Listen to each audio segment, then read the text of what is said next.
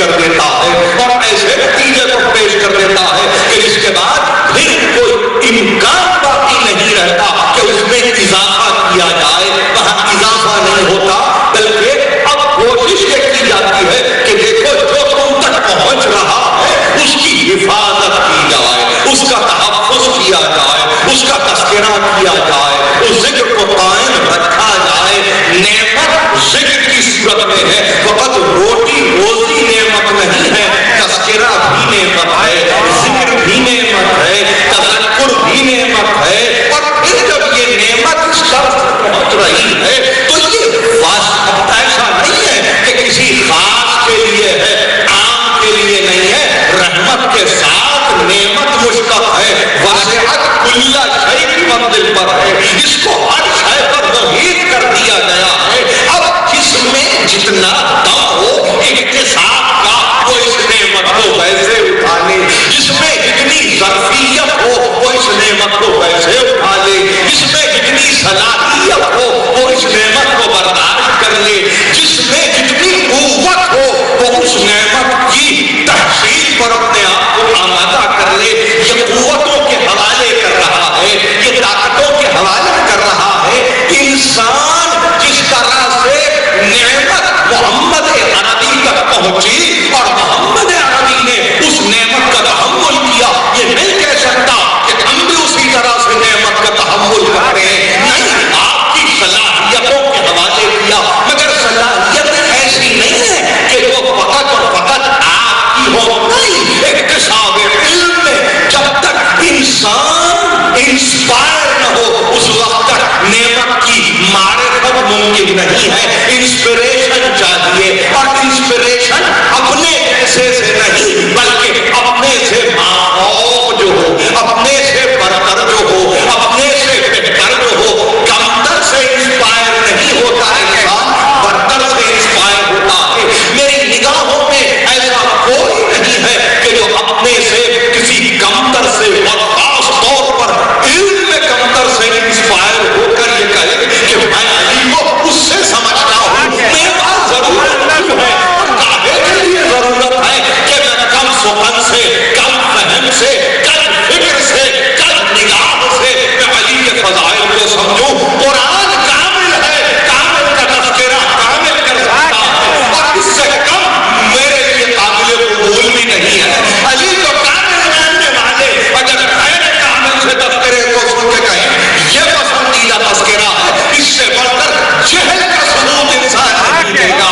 ہاں, قرآن کو پیش کریں اور کہیں کہ آپ بتاؤ تذکرہ کیسے قائم ہوگا, تو پھر قرآن نے کہا دیکھو پیدا کرنے والے کی معرفت ضروری ہے, جو پیدا کر رہا ہے, جو تمہیں رزق دے رہا ہے, جو تمہیں حیات جیسی نعمت سے مالا مال کر رہا ہے, جو تمہارے لیے طیبات کو حاضر کرتا ہے, خبیثات سے تمہیں دور کرتا ہے, وہ ہے. اس کو پہچانو, اس کی معرفت ہو جائے تو اس کی نعمت کی معرفت بھی ہو جائے گی. کوئی یہ نہیں کہہ سکتا کہ اس کو پہچانے بغیر نعمت کی معرفت ہو جائے, ممکن ہی نہیں ہے. اب اگر علی نعمت الہی ہے تو ممکن نہیں ہے کہ احدیت کی معرفت نہ ہو, ولایت کی معرفت ہو جائے, ممکن ہی نہیں ہے. لہذا پہچاننے کی ضرورت ہے. اس نے کہا دیکھو بس ایک بات یاد رکھو, اور بات یہ ہے ذالکم اللہ ربکم الحق, یہ ہے وہ تمہارا حق جس کا نام اللہ ہے. یہ کون ہے؟ یہ حق ہے, یہ راست گوئی کی انتہائی منزل ہے. اور پھر یہی نہیں, ایک اصول دیا قرآن مجید نے, اور اس اصول کو سمجھنے کی ضرورت ہے. ماذا بعد الحق الا الضلال, تمہیں ایک ایسا اصول, سنہری اصول دیا ہے کہ قیامت تک کے لیے اس اصول میں تبدیلی نہیں ہے. یہی سورہ یونس ہے جس کے لیے میں نے آیت شبنامے میں پڑھی, اسی سورہ یونس کی اس آیت کا میں نے تذکرہ کیا اور سوال کیا. منطق ہے اور ایسی لاجک ہے کہ اس کو آپ ڈینائی نہیں کر سکتے, اس کو آپ رد نہیں کر سکتے. پوچھ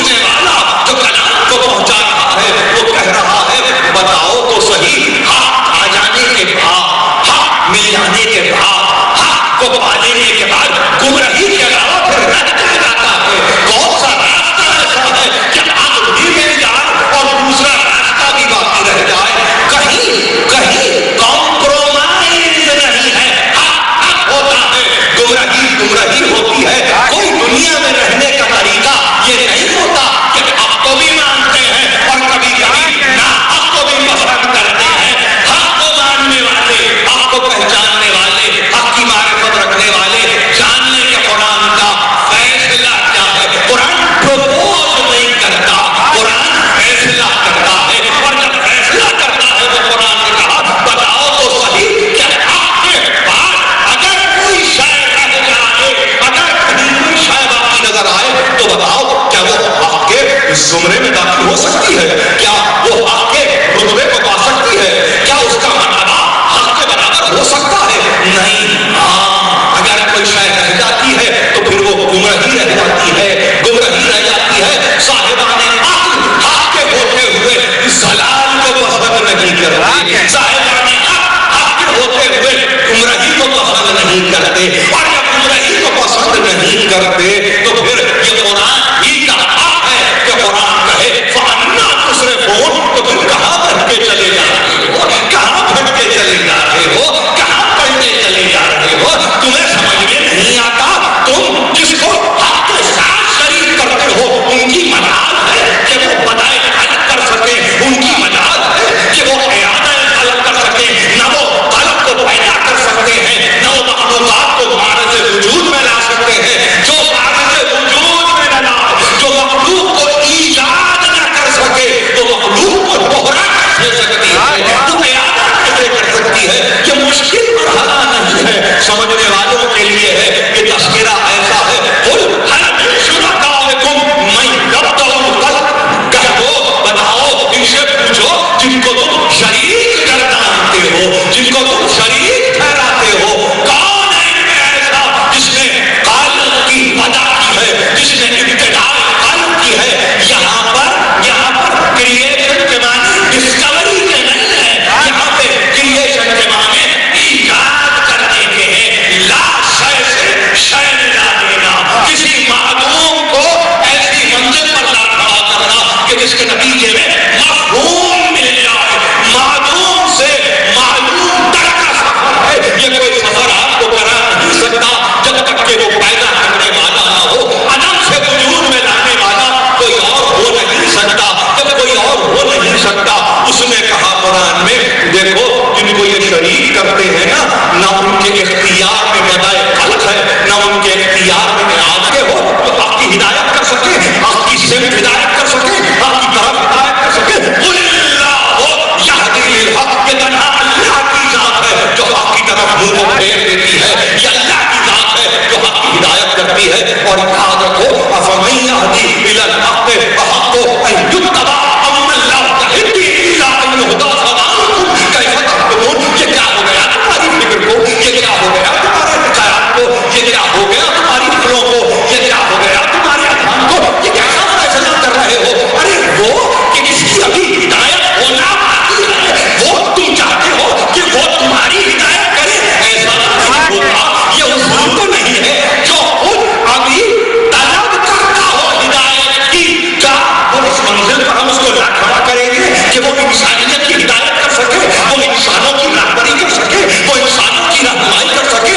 या ऐसा हो कि जिसकी हिदायत हो चुकी हो, उसकी हिदायत हो चुकी हो, जिसकी हिदायत हो चुकी हो, उसके लिए ये काम आसान है कि वो इंसानों की हिदायत करे।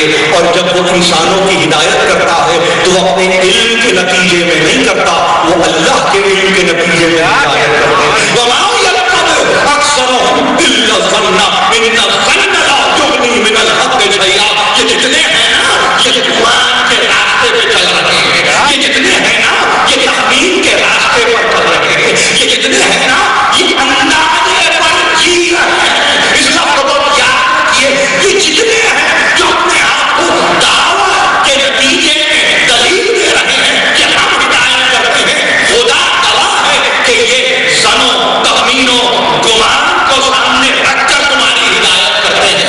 ये अंदाजों पर चाहते हैं